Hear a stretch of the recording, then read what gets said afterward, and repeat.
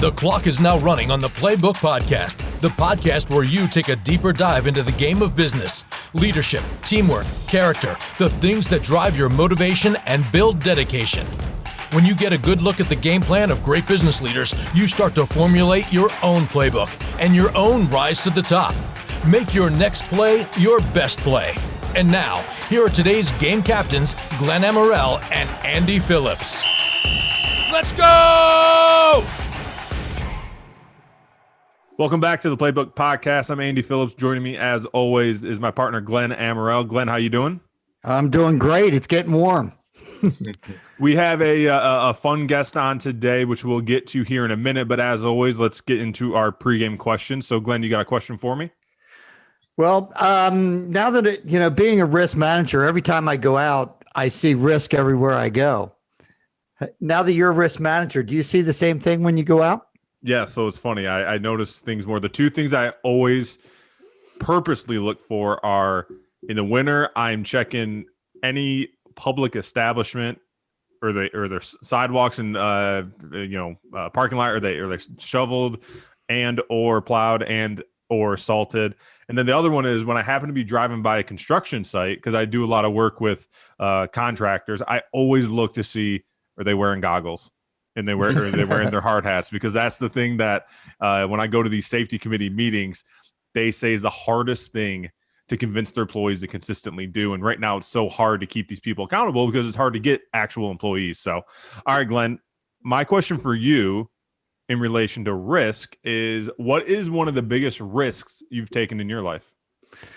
Well, let's see. That's a loaded question. I guess other than recreating Tom Cruise's role in Risky Business. There you go. You really got to watch out for the splinters.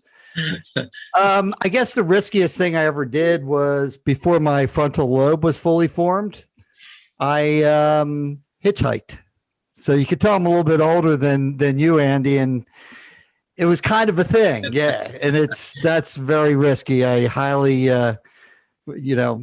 would recommend against doing that. I would have probably beeped and waved the other way if I saw you on the side of the road. Come on, this big smile, kidding. Of course, behind a mask, right? And now it's even scarier. I'd like to introduce today, we've got a great guest today. We got John Durante, who is the founder and principal of Risk Logic, which is a leading consulting engineering company in the property loss prevention field, and working with insurance companies, brokers, risk managers, and plant managers. So welcome to the podcast, John. Thanks, Glenn. Appreciate it. Awesome. So the way it's going to work out today, the first half of the playbook is going to be business-related questions. And then we're going to go into a halftime where we're going to learn a little bit more about you personally. And Andy Phillips is going to perform the halftime act. So that'll be great. And then the second half will be more leadership related questions. So I'm going to kick it off with the first question here today is our podcast is really about takeaways. And I know you've had a lot of experience working with insurance, major insurance companies. What are some takeaways that helped you mold Risk Logic? Well, we try to add value. I think that's one of the most important things. When you provide a service, you add value, and people want a value at a lower cost.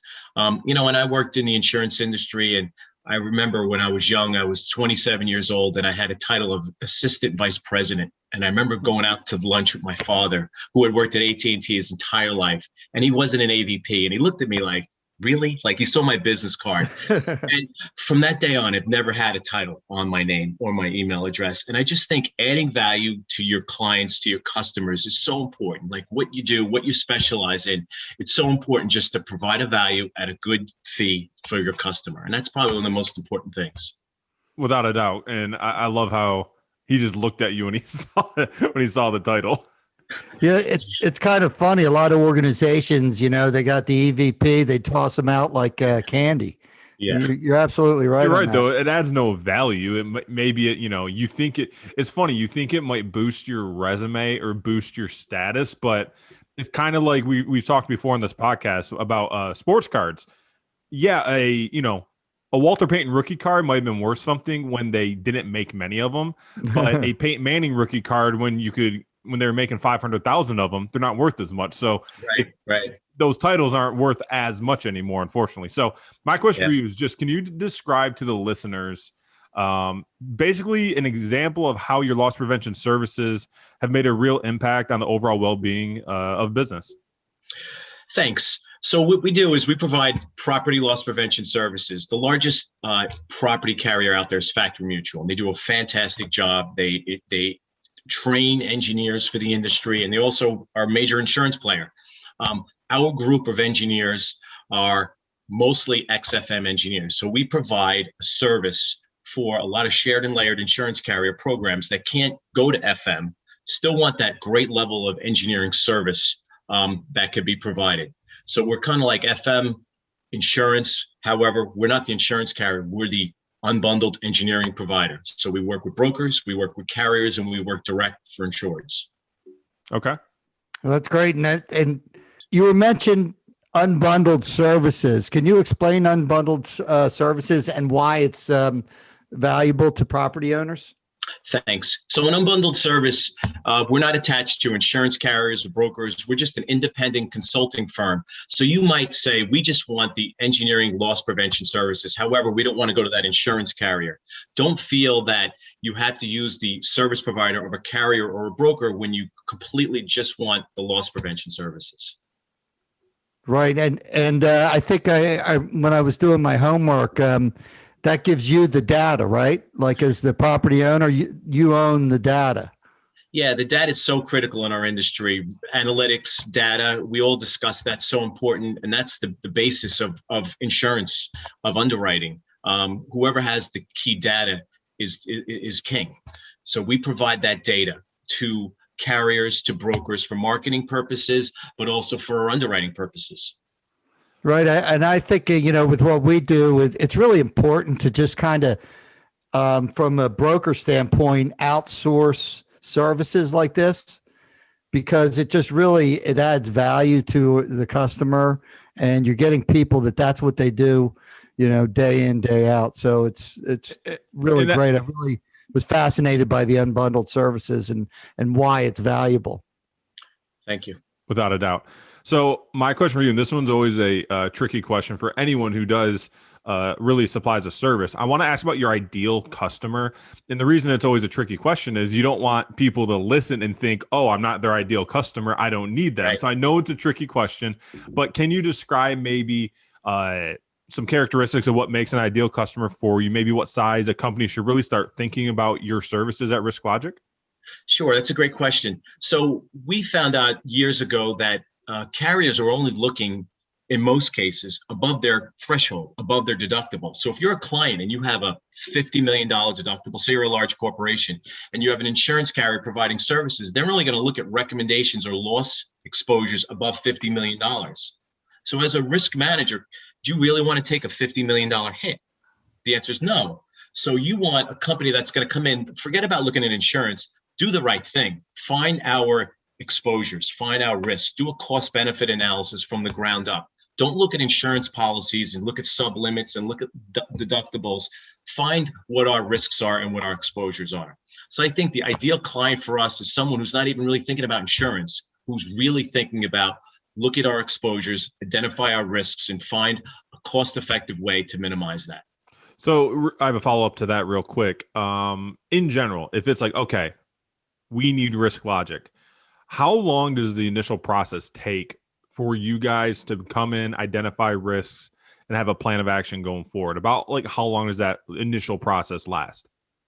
It's quick. I mean, in this market where a lot of people are behind, and we usually get a schedule of values today, we provide a proposal within 24 hours, and we could have an engineer out there in a week or this week. We can turn around a report in a couple weeks. The ideal situation is 30 to 60 days because we can keep costs down, because we can couple up our engineers to do 2 or 3 surveys in remote areas. But if they needed a survey done quickly, we'll get it done. That's phenomenal. That's phenomenal. With that, we are now at halftime, and halftime is a speed round. Now, I'm the biggest hypocrite of this because I always explain to the people hey, it's a speed round, 2-3 minutes for the whole thing.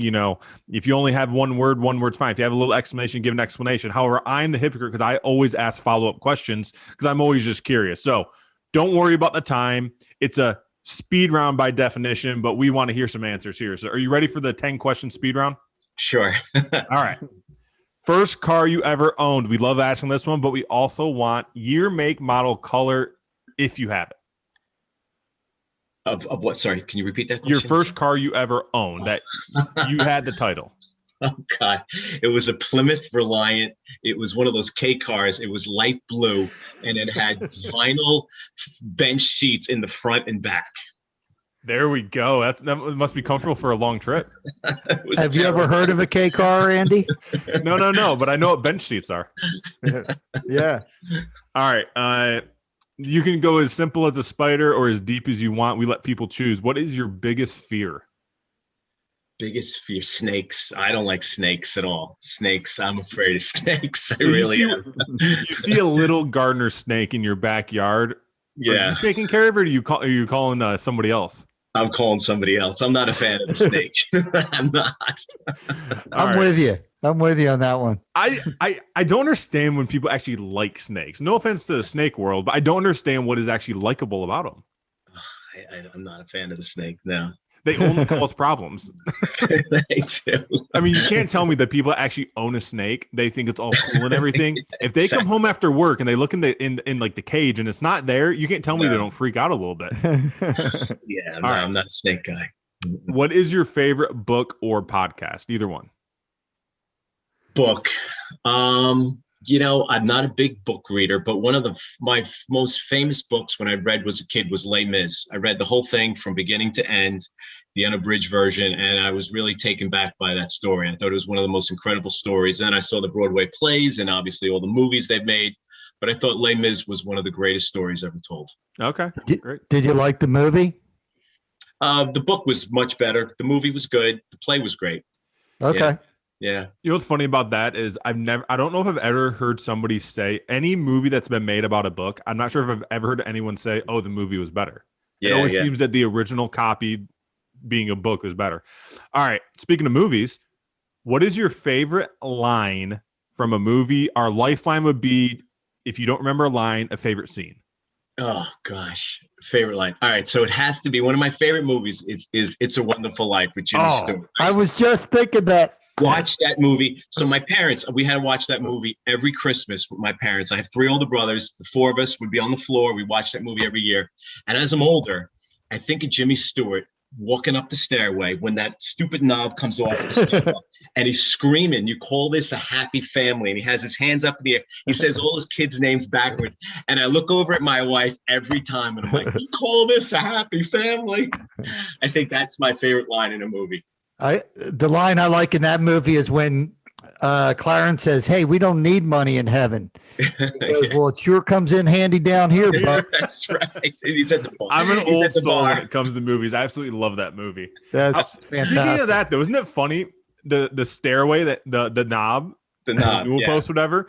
It also comes up in Christmas Vacation, another great Christmas movie. When he's all upset, that's when he finally has enough and chainsaws it off. I think it epitomizes the little things that are like the straw that broke the camel's back, right? And it's always around the holidays when everything's up against it, and finally you need to take out your anger on something. I know. Yeah, all right, that's great. That was a great answer. All right, favorite song?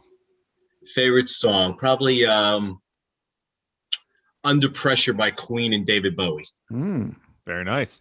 In terms of food, which would you prefer at a restaurant if you had to pick one, surf or turf? Turf. Okay, and your choice of turf would be? Filet. Yeah, some type of steak. Yeah. All right. Wagyu. Mm-hmm. I'm excited about this one. I want to make the risk guy think about this one. You're stranded on an island. Yep. You're only given one of these things. Which one would you rather have to start on the island? It's just you, pair of shorts, you get a friend, you get a set of matches, or you get a fishing pole.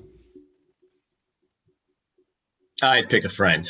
I would pick a friend. Yeah, I would. I mean, matches probably make sense from a risk guy. And I'd pick a friend. Yeah. But You probably think between two brains, you can figure out how to start a fire, right? Yeah. Yeah. I've been watching a lot of old seasons of Survivor lately. That's why I got thinking about that. Yeah. All Yeah. right. What is the most annoying sound in the world to you? Oh, chalkboard. The nails like on a chalkboard. Yep. Because I grew up with chalkboards. My kids don't even know what a chalkboard is, but just that sound when I was a kid, it would drive me crazy. I'm with you. That I didn't even think of that, but that is very high on my list now that you said it. Yeah. All right. Where or what is your happy place? My happy place. It's probably toward the end of the day, like 9 o'clock, sitting down after work ends at 9 p.m. and having a drink and just relaxing with my wife. That's probably my happy place. Perfect. The happy place is usually the most simple things. Yeah. All right. And last question of the semi-speed round. Your most hated household chore can be something inside or outside. Yeah, chore. Outside or inside? Let me think of that. That's a good one. I'd have to say weeding. That's got to be the worst. Yeah. Weeding. Everyone hates weeding. I hate weeding. I enjoy yard work. Don't like weeding. Weeding stinks. Yeah, I hate that. It's the bottom feeder of yard work. Yeah, exactly.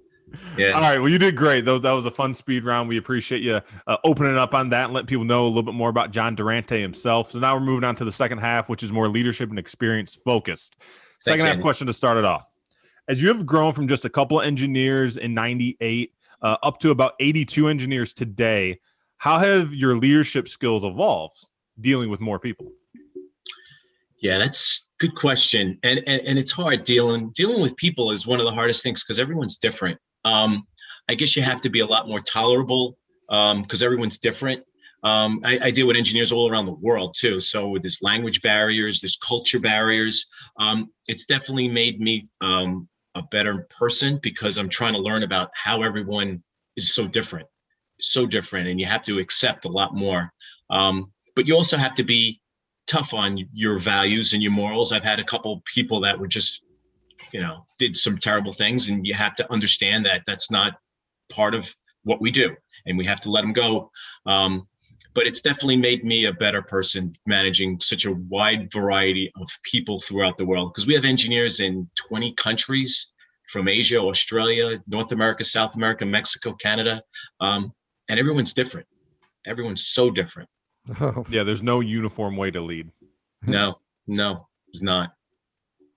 That's awesome. Well, continuing on the leadership question, what challenges we talk about this in every episode, and we get a different answer every episode, and that's about how have you led through the pandemic? What have been your challenges leading through the pandemic? Yeah, boy, oh boy, there's been challenges for everybody. I had actually hired someone to just monitor quarantining because you can imagine what we do. We do inspections, and it was hard to travel from New Jersey to Pennsylvania. Now, can you imagine traveling across country lines, state lines? Who can go? Who can't go? Are we essential? Are we not essential? So every day we'd have to update. And then we'd have to see if our engineers wanted to go because some of them are older and they don't feel comfortable traveling. So then we started virtual surveys. So we couldn't visit. So we called up the site and say, hey, look, we'll charge you 40%. We'll do everything you need via the phone or FaceTime. And then when we can go, we'll charge the other 60%. So we were able to provide underwriting data at a discounted rate. So they had some information for their renewals because renewals are still going to happen. So we were still able to do the data. So last year, we still completed every inspection or virtual survey for all of our clients.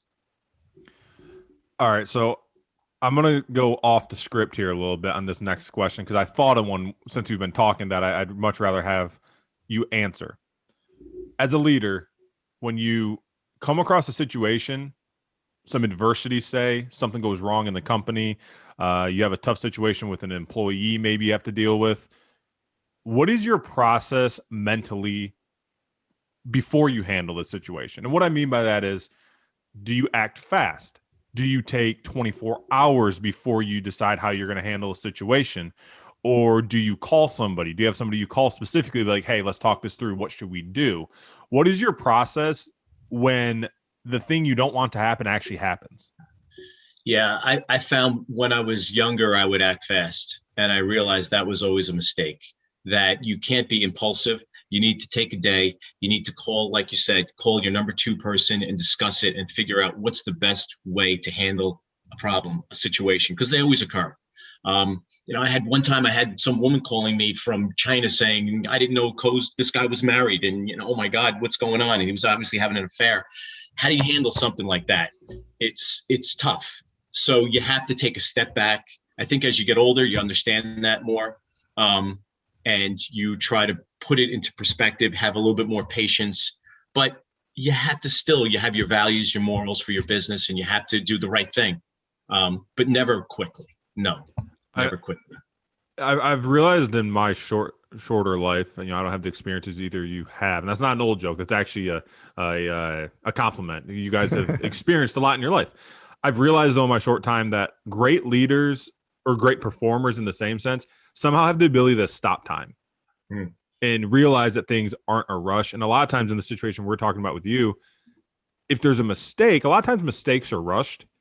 So when you're trying to recover from the mistake, you can't rush. So that's the answer I expected, but I wanted to hear it from you. And it is great because it's an evolution, because I'm older, obviously, and what I did 30 years ago is completely different. Now I take the time, think out the situation before I overreact. And sometimes like, what? It's not even worth it. If I would have reacted right away, it would have turned into a situation that was way worse than it could have been. So that brings us to another question, and as we come along in our careers, what is the best advice you've ever received from a mentor? Best advice I ever received. That's a great question. Gotta think about that. I would say my father, for sure. And his advice always when I was younger was, I wasn't the best student and I didn't do that well in school, but he just kept saying, persevere, persevere, persevere. And he just kept saying that word to me. And I just keep thinking about that word, perseverance. And it's never like how smart you are, but to me, it's how hard you work. Mm-hmm. And the effort you put in is so much better. Like I see all these kids coming up that are so smart but they don't have the work ethic.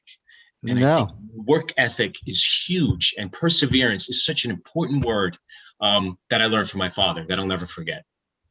Yeah, I know we've talked about it. We've had a lot of snow, and my parents, they're still living in the same house, and nobody knocks on the door and say, "Hey, can I shovel your walk?"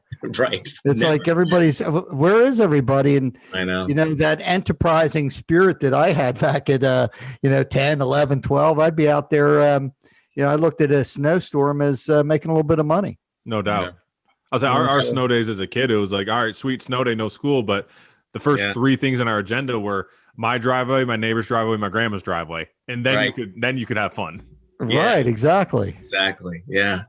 All right, well, John, that brings us to the Hail Mary, which, as any football fan knows, is typically, if there's a Hail Mary, it's typically the last play of a game, sometimes the last play of a half, but usually the last play of a game.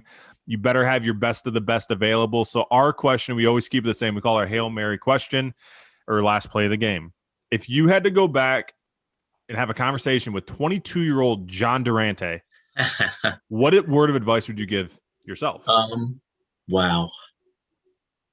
I would give 22-year-old John Durante, what advice would I give? Because current John has a lot of experience. Right. You know what I mean? Yeah. I came from a family that worked at one job their entire career. And I was the one who went out on his own at a young age. And they were like, you doing what? So if I went back to John Durante at the age of 22, I would say to him, keep it up. Keep thinking about what more you can do, because I'm happy with the decisions I made at the age of 22 that took me to where I am now, and that I didn't just accept what I had. I always wanted more. And I really wouldn't have changed much. I would have been back to him and said, just keep thinking you can do something better. I like that answer, because it's actually got to be, you probably don't take the time to pat yourself on the back very much. It's got to be a pretty proud moment for you actually to look back and realize you were making the correct decisions to start your career, and to get to where you are now is clearly well earned and well deserved based on those decisions. Yeah. Thanks. Absolutely. Thank you for that answer. Well, John, I want to thank you for opening up your playbook to us today. And I'd like to give you, about 30 seconds, 45 seconds, do a little commercial about yourself and for our listeners here. Well, thanks. I appreciate it. So we try to add value, like we said. We're an unbundled loss prevention service provider. All of our engineers work from their homes. We cut the fat out of fees because we have very low overhead. So we provide an engineering consulting fee for our industry, brokers, carriers, and direct with insureds. Our price structure is less because we don't have corporate offices. Our fees are based on our consulting services only. So we provide this engineering service for the industry, and we feel we've done a great job. We average 28 years experience per engineer. We're lower cost, and we have a great set of values as a company.